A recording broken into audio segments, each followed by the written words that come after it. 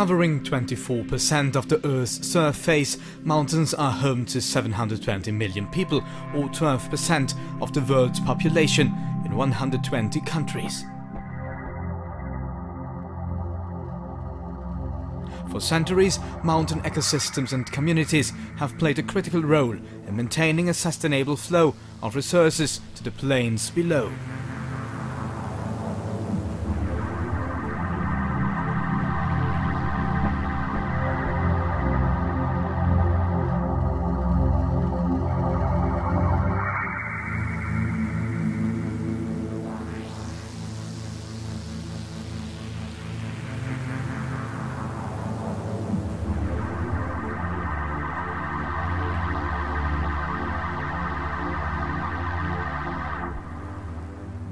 I think that each of us has different emotions meeting the mountains.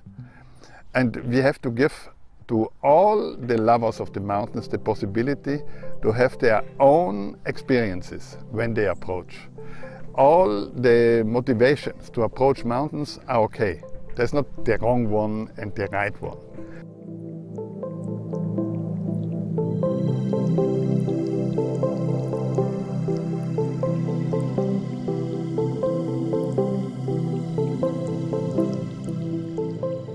There are many holy mountains, especially in Asia. Also in South America, the Incas climbed up very high to be near the sun, because the sun was their divine dimension. And I am caring that people understanding what is happening if mountains and people are meeting.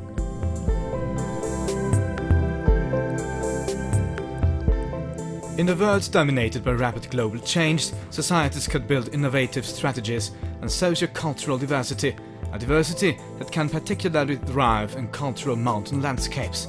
Innovation often stems from a combination of modern, science-based and traditional knowledge. Long-term agriculture and long-term tourism in our places is possible. So we produce yak meat in Sulden. Yak meat is without cholesterol, without any dangerous part in the meat.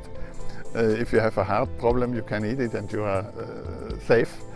And this yak meat is giving to the farmer the possibility to have a restaurant, and through the restaurant he can economically be successful.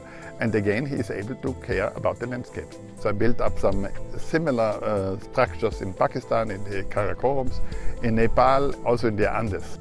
Mountains are in our water, mountains are in our food, and mountains provide the solutions for clean and renewable energy. Harboring critically endangered flora and fauna makes mountains a hotspot for biodiversity conservation, and economically advanced societies will increasingly turn to the mountains for leisure and recreation.